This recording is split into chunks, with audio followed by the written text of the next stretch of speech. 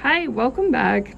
This is Leah Chantel, and today I'm going to tell you a little bit about my altar. And I like to put it outside in the summer because I like to meditate outside when I can.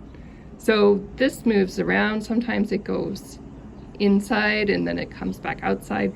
When it's outside, I like to keep my altar with plants. So those white chrysanthemums are a gift from my friends. And then inside, I have a little wood burning with some air plants that my dad gave to me. And then over here are a couple more gifts that I received when I moved into my new place from different people. They're nice green plants that add a bit of a natural vibration and energy of peace to the altar. And then this box over here, this kind of pastel neon box, I have written some of my immediate goals and ambitions on there and a paragraph as to why I'm going to make them come true.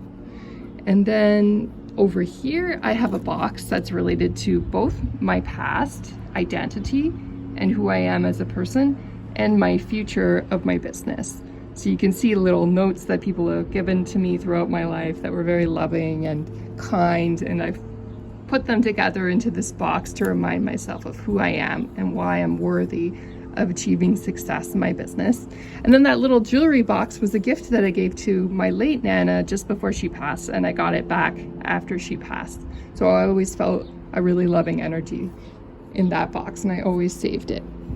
And then over here, I have some cool stuff too. Here's more statues. I have a bell, because altars do need to have a bell that breaks up the vibration. And then I have some crystals that represent many different lovely, beautiful qualities. Too many really to go into in this video because that would just take a good hour to talk about them all. But over here, I also have these note cards, and they are little sections of my books that I'm working on.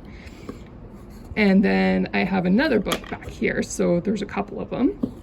And then what I have in the middle right here are some affirmation cards that I created. So you can see on the back, you can see, find a new person to meet this week. So luckily I am going to an event where I will be meeting some new and cool people, so I'm very excited about that.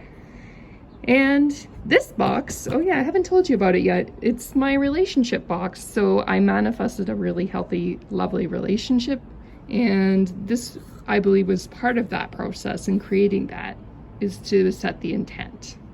So this box is a little bit more temporary because it has just immediate goals and ambitions. When I'm finished, I may recycle it.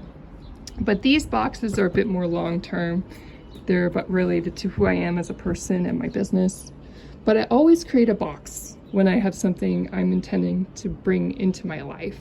And that might be something that you enjoy doing. I got the practice from Sonia Choquette, but I really gotten into it over the years. And you see I even created a little mini box, a little mini wooden box here from the dollar store, and kept like kind things on it, and always kept my cards in it.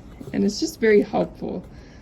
I have more cards actually, some alchemy decks and more notes on books and things like that, but I keep them in a variety of places, not just on my altar. But this is the main altar area, and I'm sitting in the place where I would meditate as well. So when I need inspiration or guidance, or I just want some peace and quiet, I can come here and meditate. And if it rains, then this all needs to come inside. I can't have it outside. So I really enjoy the fresh air though, and being out here, and I crave it in the winter time when I can't necessarily be out here that much. So I try to spend as much time as I can as possible.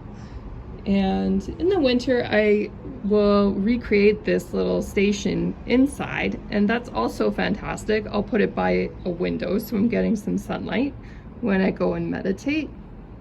And that's also fabulous. So I hope you really enjoyed this video on all of my alchemy boxes and my altar and the things that I put on it and the different intentions that I'm working on.